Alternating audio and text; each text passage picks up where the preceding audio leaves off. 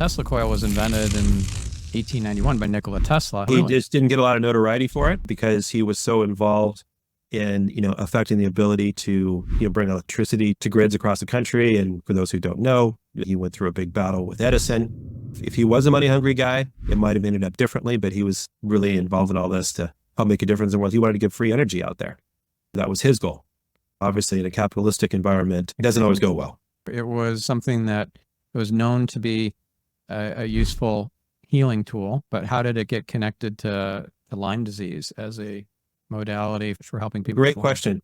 So a combination of Tesla's work and then also Royal Rife, who is the other grandfather, I would say, of electromedicine. So Rife frequencies were already known to help with other more life-threatening types of issues because everything's a frequency and everything vibrates at a certain level. We knew what those frequencies were. We know what a Lyme tick vibrates at, or a sparrow-sheet, Ketsia, or any of these other so-called bugs that are in those related families.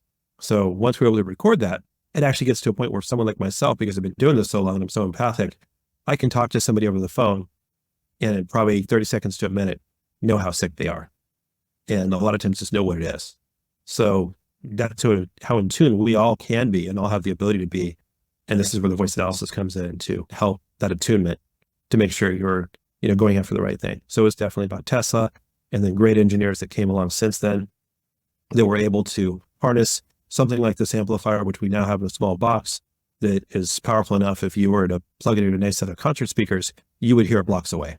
Until 10 years ago, you couldn't really do that into a home unit that you could travel with. A lot of things just lined up, and now we're 100 plus years later. And a lot of the great inventions of the world came way before us. And we just basically made a better mousetrap that is more effective for today's world. How do you innovate this product now? Let's say that somebody has a disease that is supposedly incurable, or they have undiagnosed chronic pain issues that can't figure out where it's coming from. How do you utilize the device, or can you adapt the device or innovate on its original design? So from a hardware standpoint, we don't feel there's much else that really needs to be done. We've got it to a travel size that you can take with you anywhere. The coil itself is pretty much mastered in how it's put together. So that part I think is a constant for quite some time. The software, the fortunate part there, that's constantly changing because the world around us is changing. As we have more environmental stressors going on, as there's more 5G towers, Wi-Fi, all those things, those become more things that we have to so-called battle against. And so we continue to find just better frequency codes, maybe longer periods of using certain things that the body is going to react better to. And we're able to do a lot of this now through machine learning to determine what the body needs in real time. Because it's a software update, we've got a huge software update that just came out this week. We can constantly go back in there and just put it in the next software update. Or if somebody's aware of something that doesn't pop up in there, there's a back end built into the tablet we use where they can just put in the appropriate frequencies and run that individual journey for whatever they may be going through. How do you find a frequency for something? Let's say it's some sort of weird parasite that you caught in the middle of a jungle somewhere in South America. Yeah.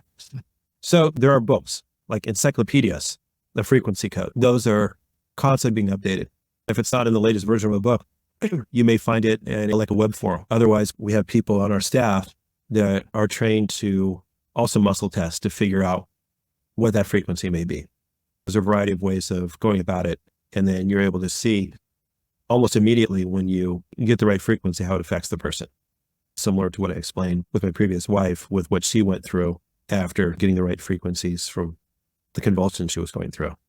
It is a new science, so to speak, but I believe that frequency medicine as we know it really is upon us, is the future, and the future is now. Unfortunately, what's happened over the last few years, I've really lost almost all faith in the medical system for anything like this. It's not really where they focus their energy. And so that's where we get to come in. How does this technology differ from a Rife machine? So Rife, for those who don't know, is a series of codes that he developed, again, 100 years ago.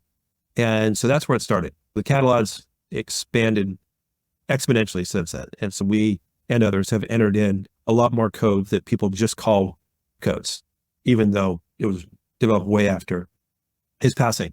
So that's what we've done. And with the Rife component, again, that was just a benchmark of where we started. And we just built upon his genius, and then brought it forward. So a Rife machine, as great as it is on its own, almost every machine that I'm aware of does not have the ability to analyze what's going on in the body. So you're guessing what's needed. So you might have to go to either blood work, or you might have to go to someone who's doing muscle testing or heart rate variability to determine what you need. And then once you need, you hope you hit the right target. And if you don't, then you end up playing what we call whack-a-mole. And when you start playing whack-a-mole, a lot of times you can cause a lot of discomfort to the body and then start a healing crisis, which in our community is called a Herxheimer. It's not fun. It's like a really bad hangover if you don't hit it just right, or if you hit it too hard. So the way we developed ours, it pinpoints what you need. And then with our incredible support, we can go into a layered approach where we build up the body first and then go after these so-called bugs in a layered approach. And then we have our program built in there that keeps your energy up so you don't get kicked to the curb while you're healing. So you actually want to go back to continue using this. And the thing that we get from almost all our customers now is, first they start with, how often am I going to have to use this? And I always reframe it. You mean get to use it? Because what happens to almost all of them, even kids, which is astounding, because getting kids to do anything outside of a cell phone is sometimes next to impossible, is when you start using this, you start feeling so good, you want to go back and do it again. You want to keep using it. So even to this day, when I'm feeling a little off, I'm going, oh, good. The amp coil is right over there. I can go do a rehab session on my knee, or I had a rough night last night. I'm going to do the sleep program, whatever it may be. It's pretty cool. And almost all our customers say this is the one tool that doesn't end up in their closet months or years later.